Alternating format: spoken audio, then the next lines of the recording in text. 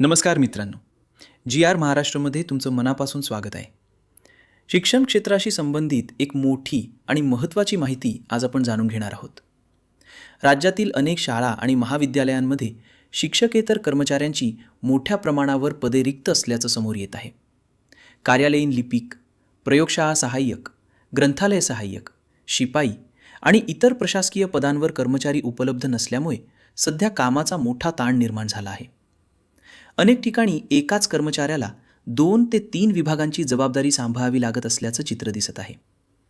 विद्यार्थ्यांचे दाखले, शिष्यवृत्ती प्रक्रिया, परीक्षा संबंधित कामे आणि कार्यालयीन कागदपत्रे वेळेत पूर्ण होत नसल्याच्या तक्रारी देखील वाढल्या आहेत.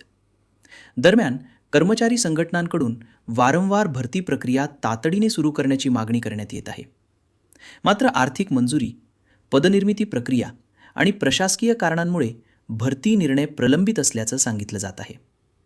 विशेष म्हणजे महाराष्ट्र शासन स्तरावर रिक्त पदांचा आढावा घेतला जात असल्याची माहिती समोर येत आहे. काही विभागांकडून रिक्त पदांचा सविस्तर अहवाल मागवण्यात आला असून लवकरच मोठा निर्णय होण्याची शक्यता व्यक्त केली जात आहे.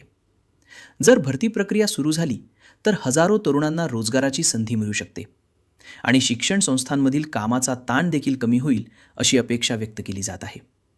या संदर्भातील पुढील महत्त्वाची अपडेट मिळताच आम्ही तुम्हाला सर्वात आधी माहिती देणार आहोत. त्यामुळे व्हिडिओ आवडला असेल तर लाईक करा, चॅनल सबस्क्राईब करा आणि बेल आयकन नक्की दाबा.